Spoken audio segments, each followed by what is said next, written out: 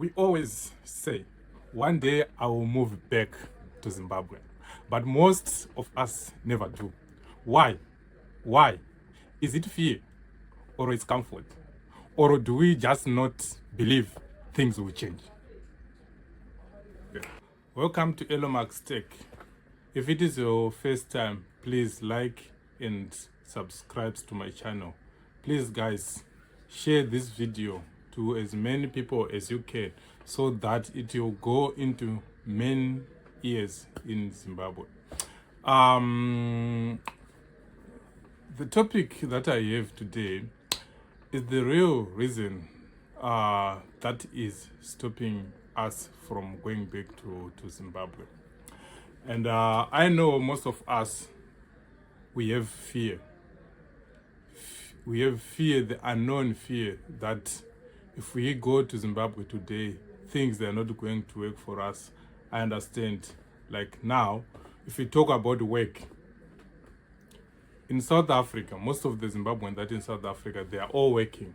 So they all have a source of income, and they're always worried that if they go back to Zimbabwe, they are going to lose their job. If you take, for example, if you take the salaries in Zimbabwe, is something that you cannot live on. People, they're working for 2-3 months without getting any salary. People, they just give you some reasons whenever you have to get your money. This is the things that is stopping us from going back to Zimbabwe, because you start thinking like, ndikaenda Zimbabwe, imagine zviri kuitika zvekuti unonzwa kuti even mashop maomba akaita sana okay chaiyo chaiyo anoita ma3 months asina kubhadhara munhu. We sign contract today, but I'll get money after 4-5 months. No, that thing will stop us completely from going back to Zimbabwe. And we're just scared of the starting over, just starting new life. You know, we have been here for so long, so we feel like South Africa is home to us. Feel like South Africa is home. So going back to Zimbabwe and starting over, starting from scratch, looking for work, where to stay, everything. So these things, they really stop us from going back home. Then, if you talk about money pressure,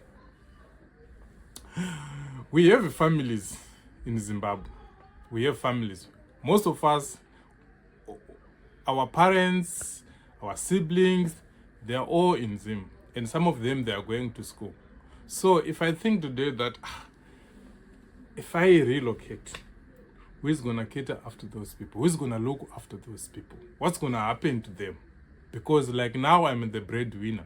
So most of the time, I would just suggest to stay. Even if it takes me 30 years right now in Mzansi, I can just stay in Mzansi as long I'm looking after all those people. Then the other issue is, we just found it comfortable to be in South Africa. We don't want to lie. Things in South Africa, most of the things they work. If you look at the road networking, the network itself, you don't the electricity, internet. You know, internet, always you have your good internet each and every time you want to use the internet. Each and every time you want electricity is always there. The lifestyle is much easier, you know, it's much comfortable compared to Zim, when you have to walk for a long distance. Whenever you want some services, you have to walk or do something. That is, South Africa, we just found that easier for us. If you want food, we can just have it whenever you feel. So food is not something that people we can fight with, or we can say, I have visitors, I cannot share the food because we're not going to have food for the next time or so ever. No, in South Africa, we all have, we share, we have everything. So the mindset, I'm talking about our mindset. I think I also mentioned our mindset in the previous video.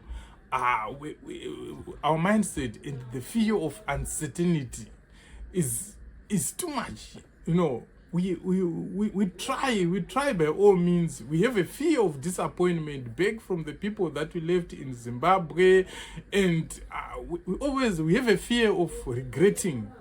Like, if I go to Zimbabwe right now forever, then if things go wrong, what is gonna happen to me? Can I also come back and say to those people that I was saying, guys, goodbye me, I'm going to Zimbabwe, I'm not gonna come back, they will see me here in Muzanz again. So it doesn't feel nice. So that fear of uncertainty keeps us here in South Africa, that we are comfortable here, we are going to work, we are able to send our children to school, so there is no need for us to go back to Zimbabwe. And emotionals and some family factors. What you can just take some few disconnected from Zimbabwe. If you are somewhere for 10 years,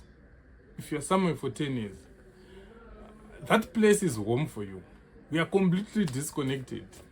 Most of us, when we go back to holidays, when you get the chance to go for holiday, whenever you still remember that there was a river or a small stream whatsoever, it's dried up, things you used to know, most of them is no more. So even if you go back to the place that you call home, it's no longer look the same. It's no longer home to you. Whatever you still remember about, it's not there. It's not there. So that's the other thing that makes us stay, especially in Mzansi, for so long.